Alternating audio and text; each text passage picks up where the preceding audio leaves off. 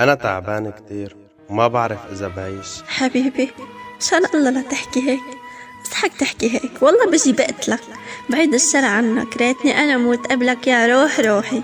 بعيد الشر عنك يا قلبي، إن شاء الله يومي قبل يومك، بس والله تعبان كتير. حبيبي أنت مالك أكرم من الله. قول يا رب وأنا عم أدعي لك. لا تفكر هيك، رح نضلنا سوا ونكبر سوا ونختير سوا ونجيب ولاد كتير حلوين وبيشبهوا أبوهم المجنون. بس بترجاك قوي حالك.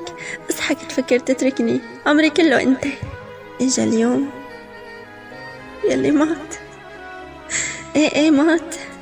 البنت قلبها احترق عليه، صارت تبكي وتصرخ، وراحت على بيته وتقله لا لا لا لا كنت سندي وروحي وقلبي وقوتي.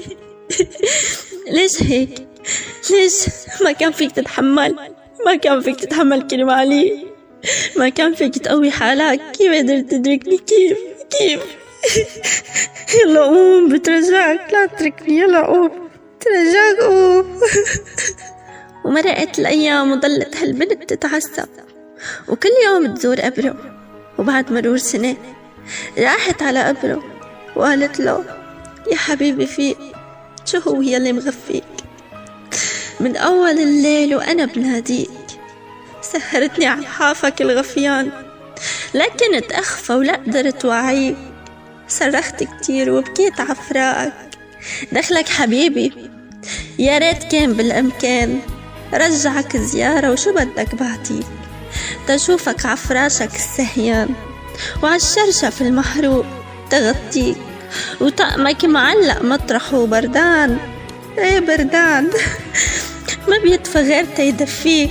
عم شمشمه وقله من الحرمان اكويني يا هالعمر، صار لي عمر بكويك. ما ضل عندي غير كلمة قوم، حاجب هالقبر غرقان، قلبي تعب عفراقك. الله يرحمك يا روحي، حبك كتير.